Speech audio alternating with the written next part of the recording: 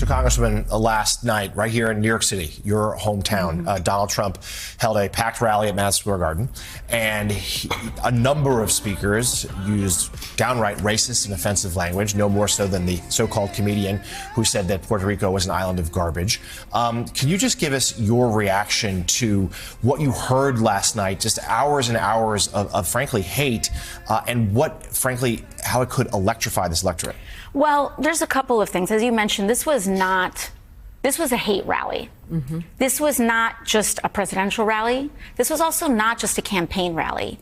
I think it's very important for people to understand that these are mini January 6 rallies.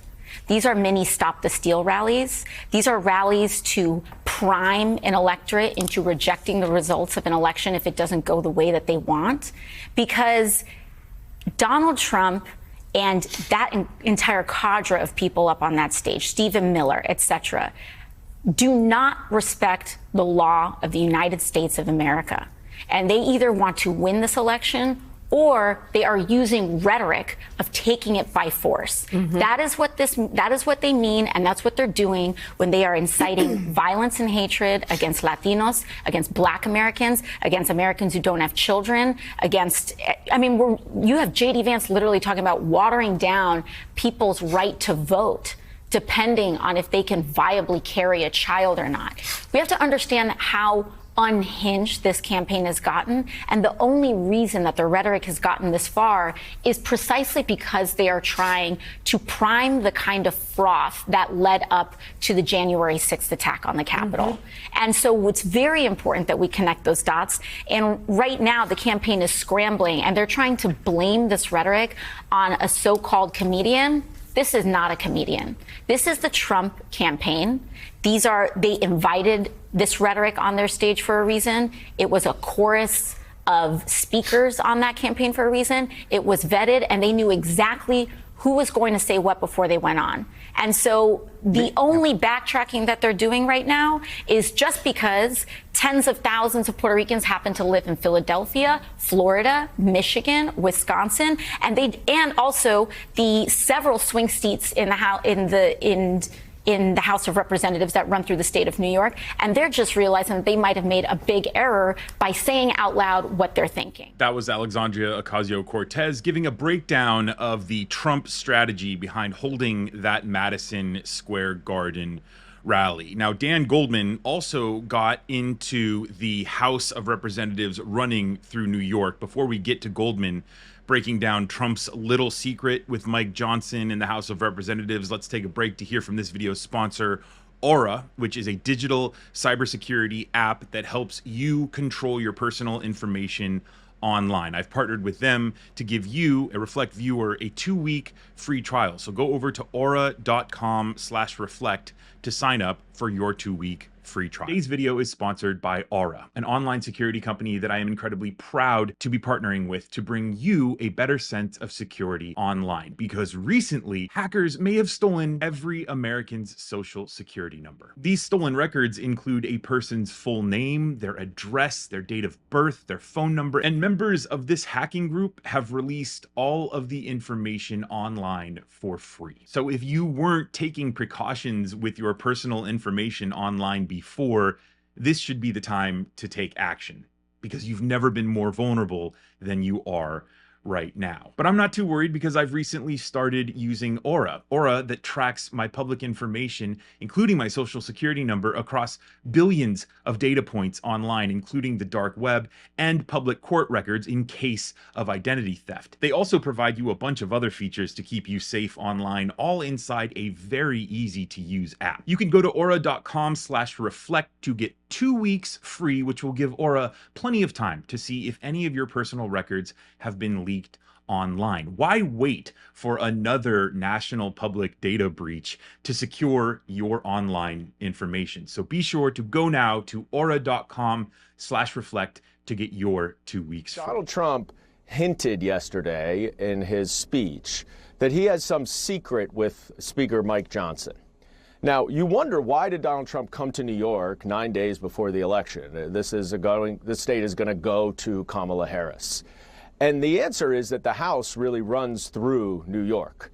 There are 7 races that could go either way in the House, and that will likely determine the majority. And make no mistake, the House, we get sworn in on January 3rd. On January 6th, the certification of the Electoral College will happen again, and as we know from 2021.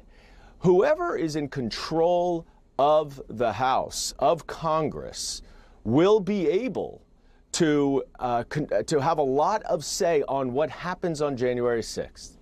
And I suspect, we don't know, but I suspect Donald Trump's little secret plan with Mike Johnson is a backup plan for when he loses, and he tries to go to the House of Representatives to throw out the Electoral College, the certification from the states, and have the House of Representatives under the leadership and the control and the gavel for Mike Johnson, and try to overturn this election. It was the exact reverse in January 6, 2021. You had Mike Pence, the vice president, who was presiding over the joint session, but you had Nancy Pelosi and Chuck Schumer, who were presiding over Congress.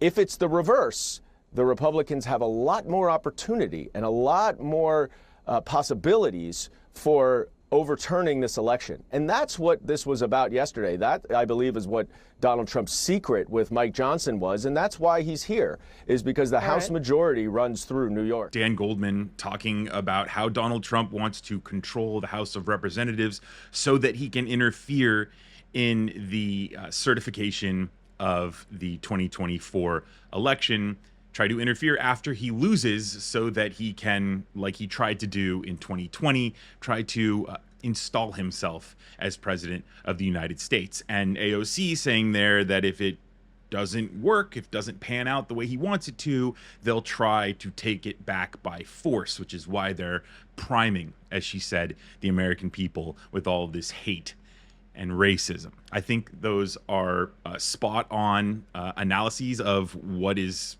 going to happen with this election. But I also think Madison Square Garden says a lot about how Donald Trump is weak. Because again, we're dealing with a child here, a child who was told no in the 2020 election and then was told no after 1/6 when he tried to take it back by force. He was told no in New York City, that he couldn't defraud voters with the hush money payments to Stormy Daniels during the election. And during that trial, Donald Trump just tried to get everyone and all of his supporters to come down to the White House, come down to the courthouse, and to try to intimidate the judges and the juries who were there to oversee this trial. That didn't happen. And we know that Donald Trump is all about appearances. He really cares what New York thinks about him. And for him to go out, if you will, to be, one of his last memories in New York City being at trial with none of his supporters really there to support him, he could not stand that. And so, of course, he has a Madison Square Garden rally where people are bussed in from the surrounding parts of New York because New York City hates him. And that's his way of trying to put the final stamp on New York City and say, no, I do have supporters here. New York City loves me, when in fact, they don't. But again, we're dealing with a child here who, like Goldman and AOC said, he is going to throw a tantrum and try to forcibly take back the White House and government in this country. But it's also, in my estimation, it reflects Donald Trump's weaknesses, that he lost in 2020, that he had this trial, and that New York City didn't give a damn about him. And so he had to have the final word, if you will, in New York. Let me know what your thoughts are, your reflections are on AOC and Dan Goldman here, and what you think about my view that Donald Trump is really weak in this scenario. Share your reflections down in the comments and be sure to subscribe for more videos from Reflect.